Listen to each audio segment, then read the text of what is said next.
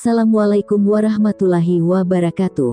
Halo semuanya, selamat datang di channel kami, channel yang membahas seputar informasi honorer, PPPK, dan CPNS. Pada kesempatan kali ini kami akan memberikan informasi terkait honorer tua jadi PPPK part-time, bukan PNS, alasan pemerintah bikin heran, yang kami lansir dari jpnn.com. Untuk itu kepada rekan-rekan silahkan disimak video ini secara lengkap agar rekan-rekan bisa menerima informasi secara utuh dan menyeluruh. Komisi 2 DPR RI punya komitmen memperjuangkan nasib honorer yang sudah lama mengabdi agar bisa diangkat menjadi PNS tanpa tes.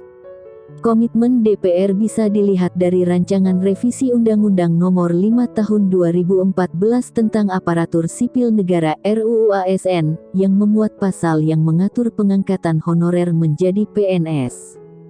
Bahkan, di salah satu pasal RUU ASN versi usulan DPR terkait hal tersebut menggunakan frasa wajib diangkat menjadi PNS secara langsung. Berikut ini beberapa ketentuan di rancangan revisi UU ASN, yang dikutip dari situs resmi DPR RI. Poin 34 rancangan revisi UU ASN itu berbunyi, di antara pasal 131 dan 132 disisipkan satu pasal, yakni pasal 131A yang berbunyi sebagai berikut. 1. Tenaga honorer, pegawai tidak tetap, pegawai tetap non-PNS, dan tenaga kontrak yang bekerja terus-menerus dan diangkat berdasarkan surat keputusan yang dikeluarkan sampai dengan tanggal 15 Januari tahun 2014, wajib diangkat menjadi PNS secara langsung dengan memperhatikan batasan usia pensiun sebagaimana dimaksud dalam pasal 90. 2. Pengangkatan PNS sebagaimana dimaksud pada ayat 1, didasarkan pada seleksi administrasi berupa verifikasi dan validasi data surat keputusan pengangkatan. 3. Pengangkatan PNS sebagaimana dimaksud pada ayat 1, dilakukan dengan memprioritaskan mereka yang memiliki masa kerja paling lama dan bekerja pada bidang fungsional, administratif, pelayanan publik antara lain pada bidang pendidikan, kesehatan, penelitian, dan pertanian. 4. Pengangkatan PNS sebagaimana dimaksud pada ayat 1, dilakukan dengan mempertimbangkan masa kerja, gaji, ijazah pendidikan terakhir, dan tunjangan yang diperoleh sebelumnya. 5. Tenaga honorer, pegawai tidak tetap, pegawai tetap non-PNS, dan tenaga kontrak diangkat menjadi PNS oleh pemerintah pusat. 6. Dalam hal tenaga honorer, pegawai tidak tetap, pegawai tetap non-PNS, dan tenaga kontrak, tidak bersedia diangkat menjadi PNS sebagaimana dimaksud pada ayat 1, harus membuat surat pernyataan ketidaksediaan untuk diangkat sebagai PNS. Namun, pada pembahasan RUU ASN di tingkat panja RUU, pemerintah menolak usulan DPR agar tenaga honorer dan sebutan lainnya diangkat menjadi PNS secara langsung setelah dilakukan verifikasi SK pengangkatan dengan memperhatikan batas usia pensiun. Pemerintah mengusulkan tenaga honorer dan sebutan lainnya bisa diseleksi menjadi PPPK paruh waktu. Sudah beberapa kali pihak pemerintah, termasuk Menpan RB Aswar Anas, mengatakan penyelesaian masalah honorer akan dicarikan solusi jalan tengah, yakni tidak terjadi PHK massal per November tahun 2023, tetapi di sisi lain tidak membebani keuangan negara.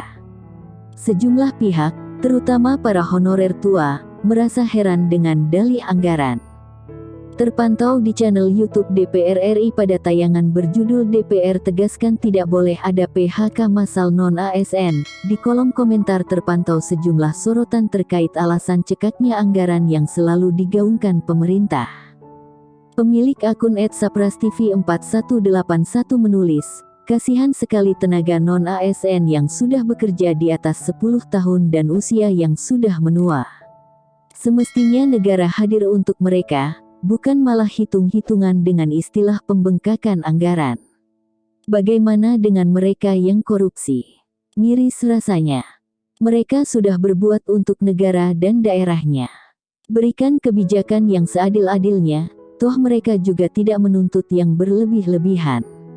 Hanya status dan kesejahteraan mereka agar lebih baik.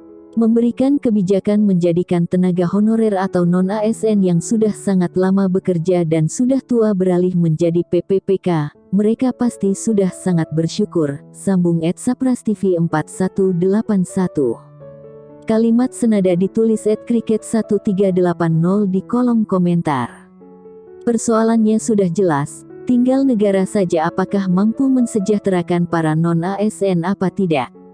Memang banyak yang menjadi prioritas di dalam negara, seperti kesehatan, pendidikan, pertahanan dan lain-lain, tetapi juga jangan mengesampingkan sumber daya manusianya, Pak. SDM kokoh juga berperan sangat penting.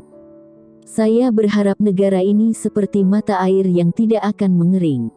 Kasihan kawan-kawan Pak, yang sudah bekerja bertahun-tahun dan mengabdi ke pemerintahan, tulis @mesprojectofficial.